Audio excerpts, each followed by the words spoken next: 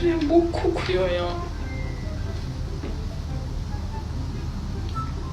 Kanka gofret sıçmış kumun önüne. Bu zekalı da boku süpürmüş. Bütün her yere gitmiş.